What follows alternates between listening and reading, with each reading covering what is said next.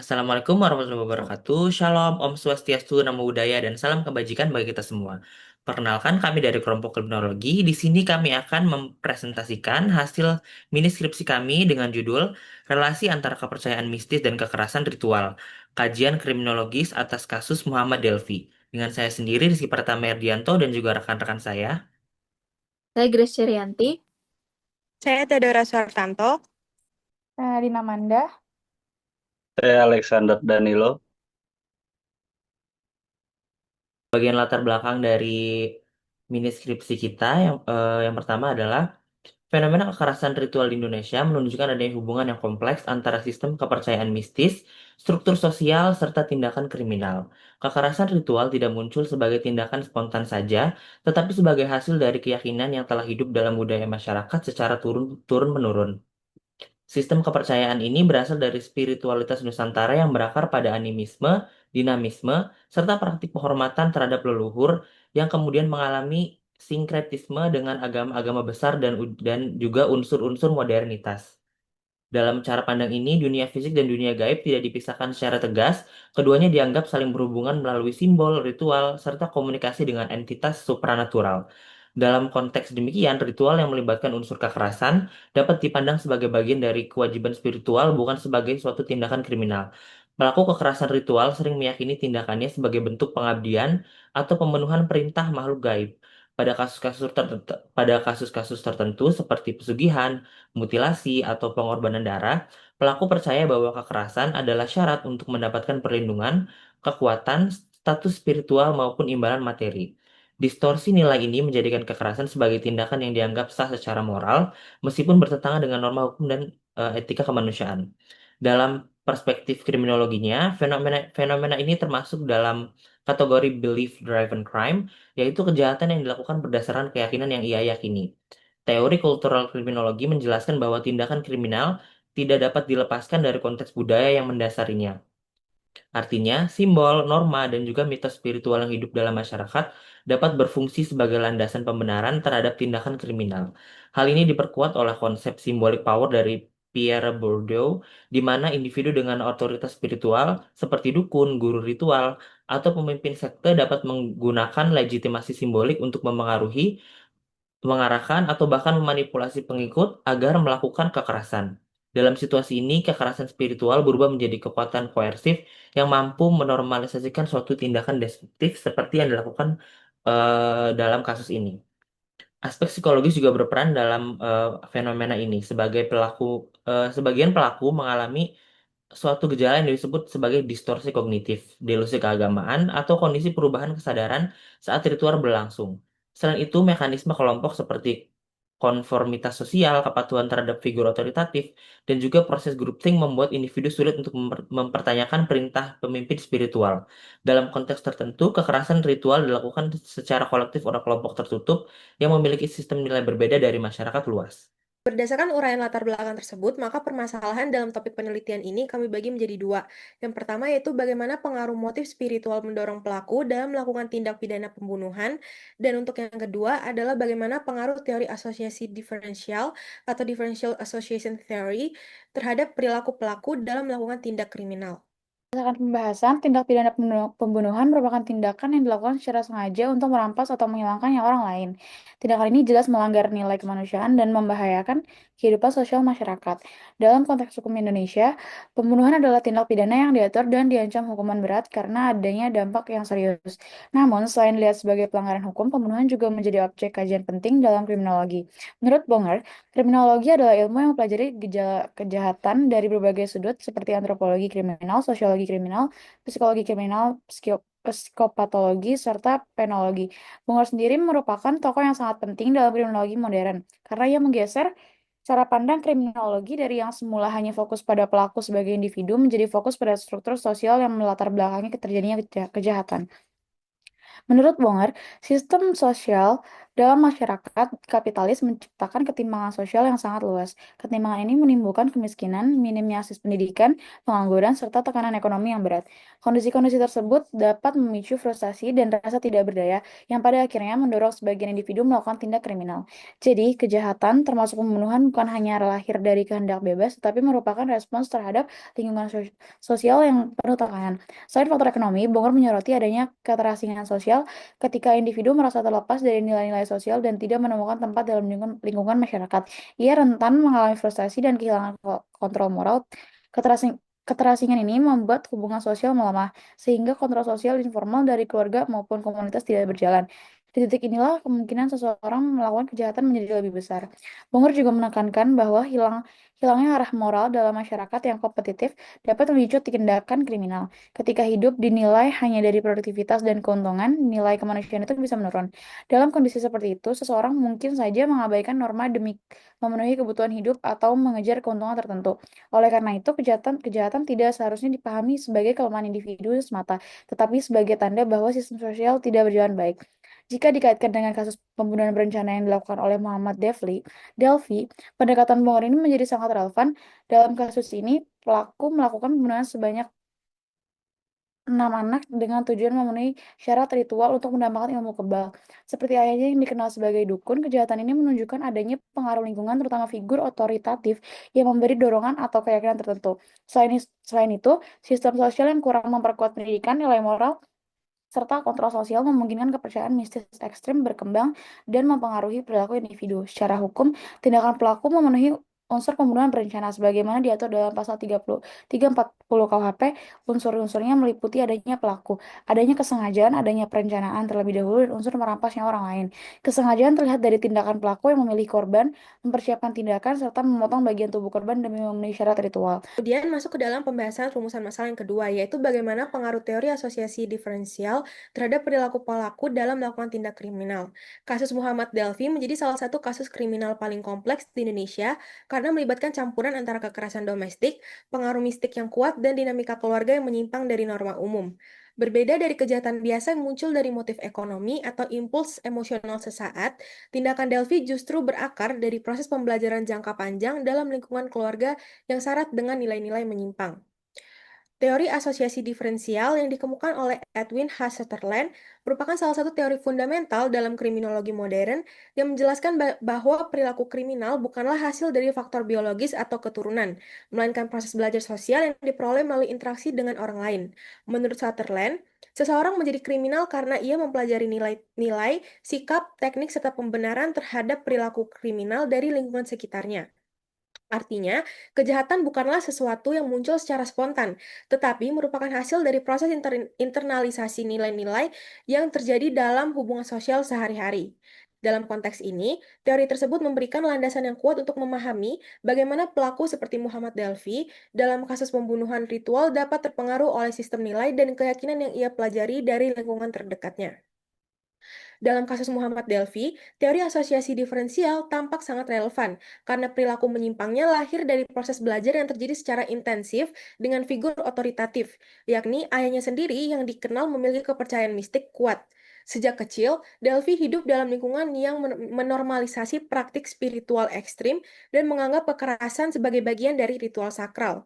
Melalui proses sosial ini, Delphi mempelajari dan menginternalisasi nilai-nilai yang menyimpang dari norma hukum dan moral masyarakat pada umumnya. Bagi Delphi, tindakan kekerasan bukanlah perbuatan kriminal, melainkan bagian dari jalan spiritual untuk memperoleh kesaktian.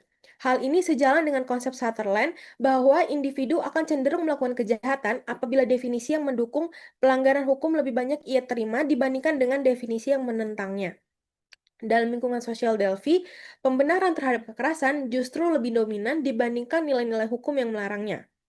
Teori ini menekankan bahwa perilaku kriminal merupakan hasil dari proses belajar sosial yang terjadi melalui interaksi dengan orang-orang di sekitar individu, terutama figur yang memiliki kedekatan emosional dan intensitas hubungan yang kuat.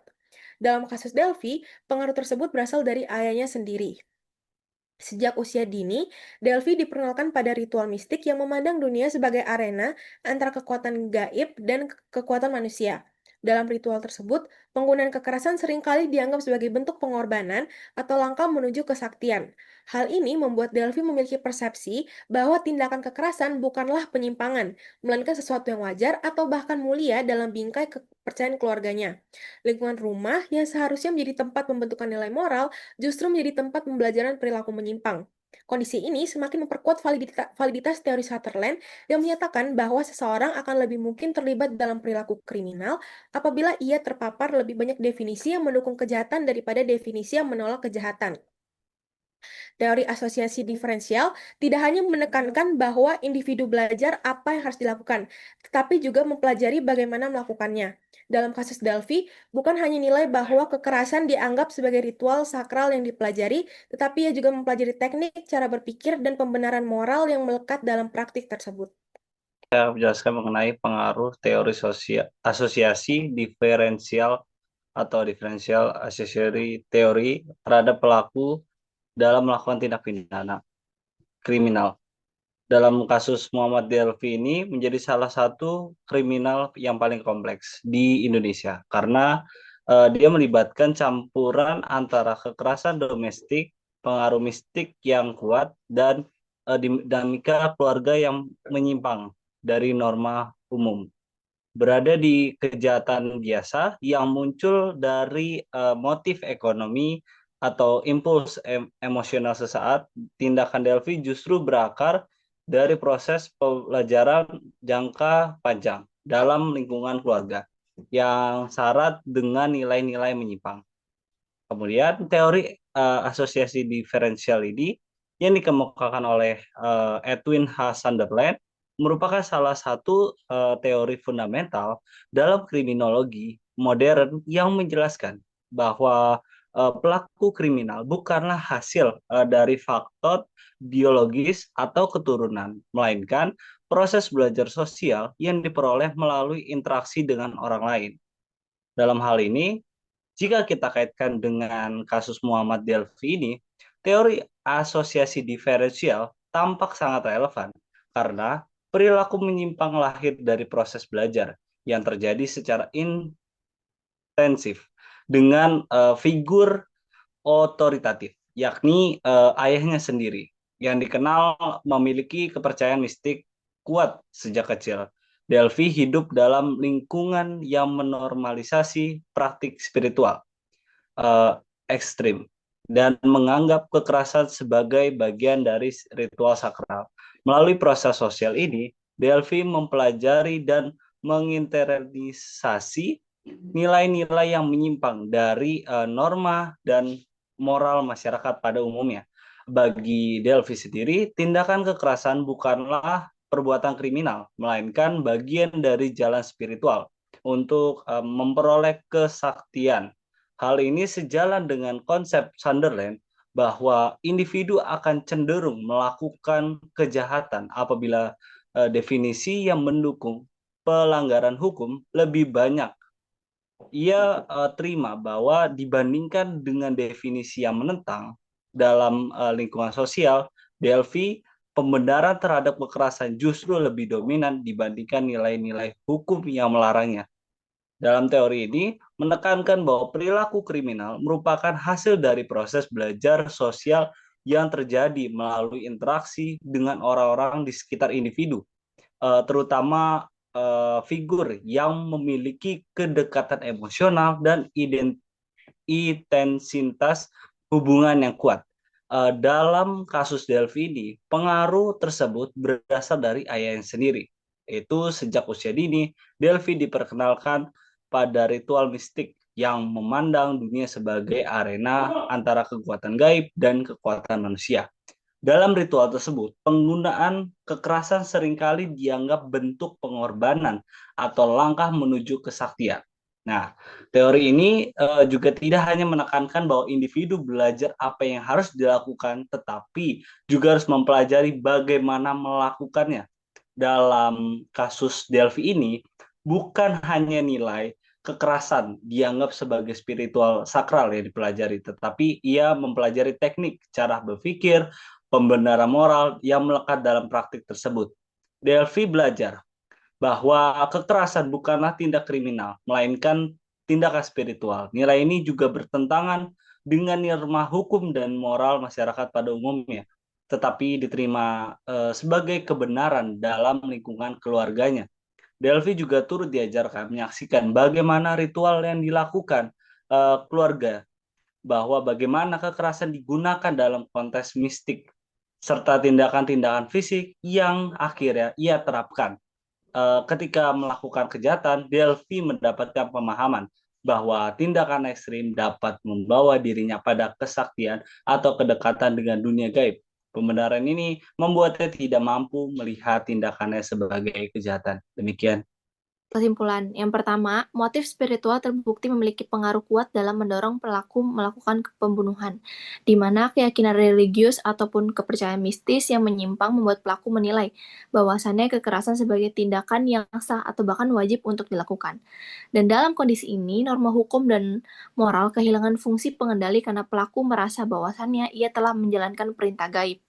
Pengaruh ini diperkuat oleh lingkungan sosial budaya yang masih menormalisasi ritual mistis sehingga pembunuhan dapat dipersepsikan sebagai tindakan bernilai spiritual.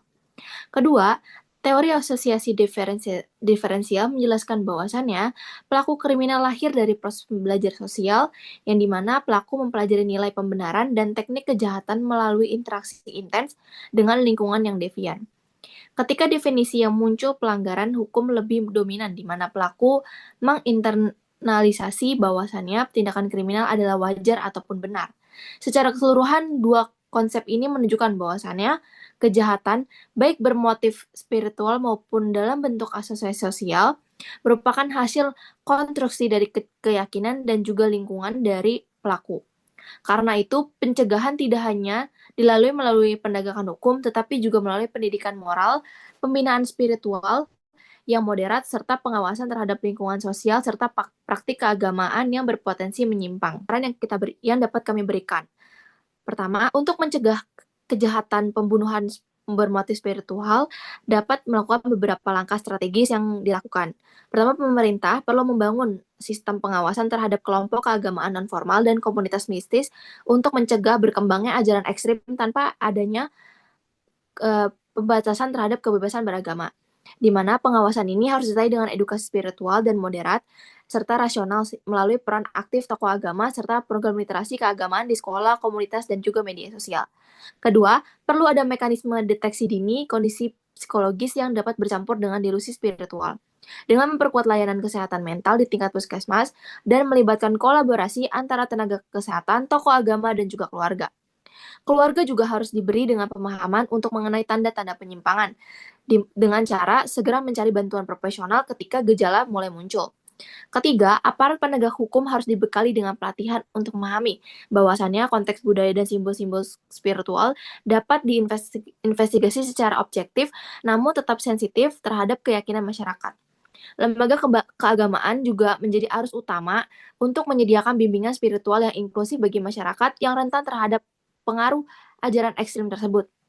Dan dalam konteks teori asosiasi diferensial, pencegahan kriminal harus dilakukan dengan memperbaiki kualitas lingkungan sosial, di mana pemerintah perlu melakukan fasilitas publik, kegiatan pemuda, dan ruang kreativitas agar masyarakat memiliki alternatif positif.